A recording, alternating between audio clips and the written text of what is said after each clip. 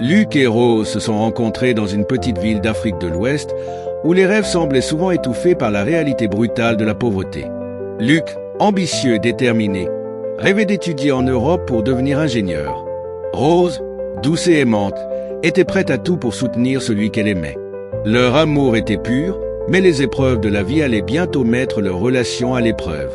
Rose, issue d'une famille modeste, avait toujours été brillante à l'école.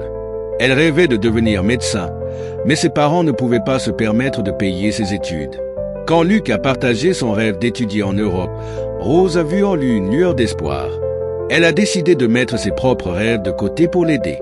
Elle a abandonné ses études et s'est lancée dans le commerce, vendant des vêtements et des produits de première nécessité au marché pour gagner de l'argent. Les mois ont passé et Rose a travaillé sans relâche, économisant chaque centime pour aider Luc à payer ses frais de voyage et ses frais de scolarité.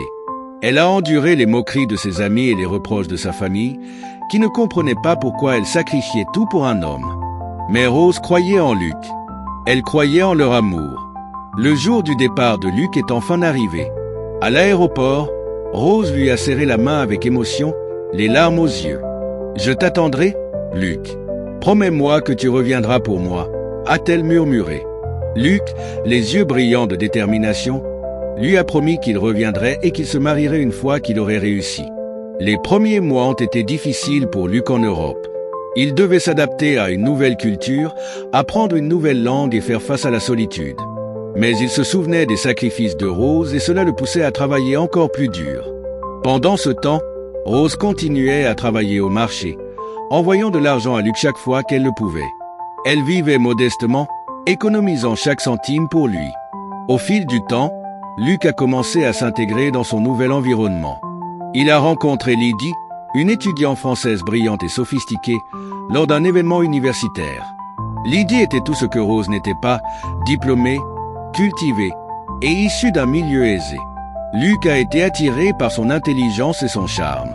Ils ont commencé à passer de plus en plus de temps ensemble et Luc a rapidement oublié les promesses qu'il avait faites à Rose. Pendant ce temps, Rose continuait à travailler dur, ignorant les changements qui s'opéraient dans le cœur de Luc. Elle croyait toujours en leur amour et attendait patiemment son retour. Mais les lettres de Luc sont devenues de plus en plus rares et ses appels ont cessé. Rose a commencé à s'inquiéter, mais elle se convainquait que Luc était simplement occupé par ses études. Après plusieurs années, Luc est finalement retourné dans son pays natal, diplôme en main et plein d'ambition. Mais il n'était plus le même homme qui était parti. Il avait goûté à une vie différente, une vie où Rose n'avait pas sa place.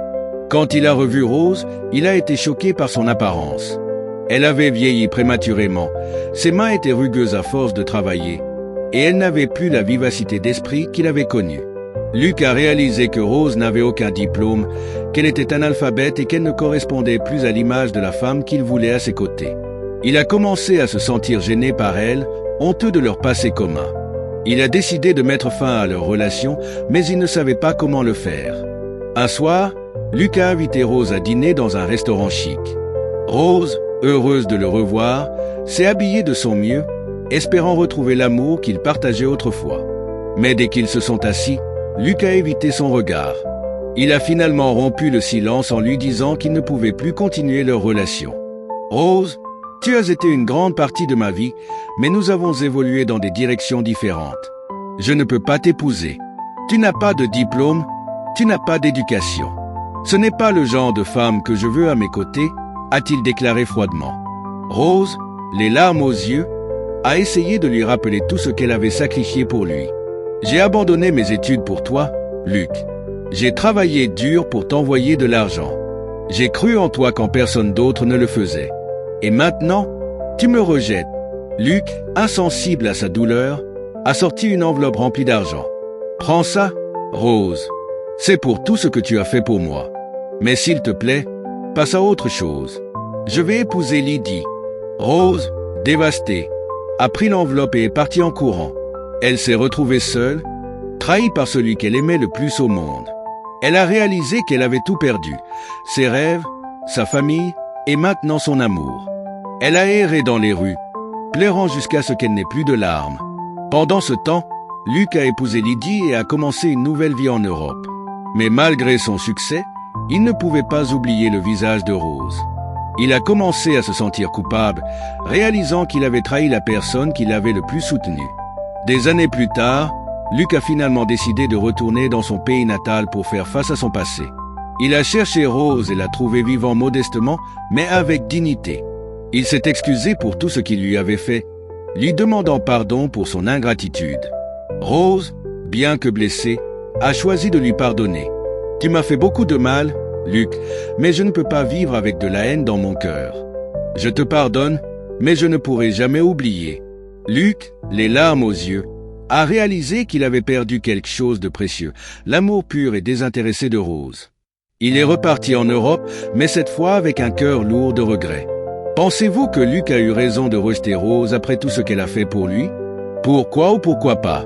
Comment auriez-vous réagi à la place de Rose si vous aviez été trahi de cette manière? Croyez-vous que le pardon de Rose était la bonne décision? Aurait-elle dû exiger plus de Luc? Selon vous, est-il possible de reconstruire une relation après une telle trahison? Que pensez-vous du rôle de l'éducation et du statut social dans les relations amoureuses? Est-ce que cela devrait être un facteur déterminant? N'oubliez pas de laisser vos avis et réactions dans les commentaires. Partagez cette histoire avec vos amis pour voir ce qu'ils en pensent. Merci d'avoir regardé cette vidéo et à bientôt pour une nouvelle histoire émouvante.